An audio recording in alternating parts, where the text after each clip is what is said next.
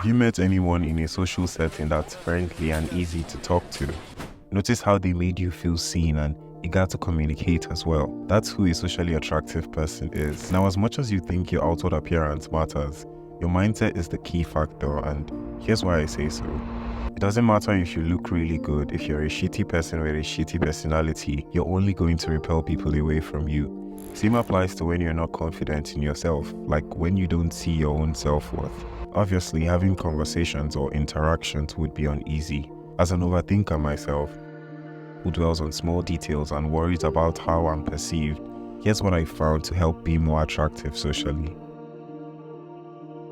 Why do you think stars like Jacob and Tom are such social magnets? Sure, they have a physical appeal, but they are authentic and confident in their personalities. It's like, you bloody ripper. Ben Chai, the author of Social Magnetism, proposed the mirror technique in a TED Talk he had in 2018. In that mirror, and you have to look at that person as someone who is your best person, and you need to tell that person in the mirror that you love them. When you do this, you're not just looking at your physical self, but also how you are emotionally. You're saying, I love how your face shines when you smile, and although we may not like that it's asymmetrical, I will choose to love that about you, even whilst trying to become a better version of myself. This is what I would say to myself before leaving my home. I constantly overthinked how people looked at me. Were they seeing how one side of my face was lopsided? Did they notice how one eye was higher than the other? And it messed with my self-esteem. My friends would tell me how they loved my energy when I was around, but also how quick my mood would shift and in turn affect theirs. And it was then I realized that they didn't see my insecurities. All they saw was who I am, me. And I decided to see myself that way as well. The thing is, the more you choose to love who you are and put value in yourself, the more radiant you become when you're at social gatherings. And of course, it takes time.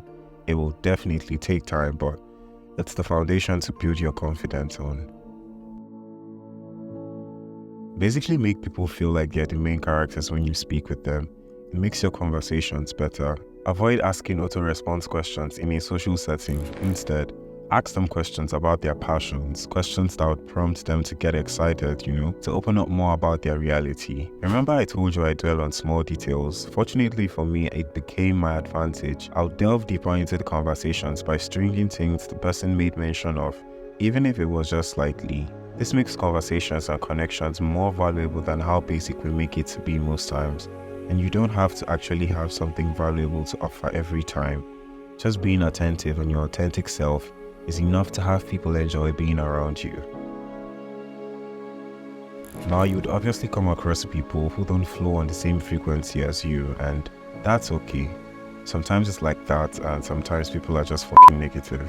You will have to remove yourself from situations like that and surround yourself more with people who just get you and love who you are. And trust me, you would feel when they are just good for you.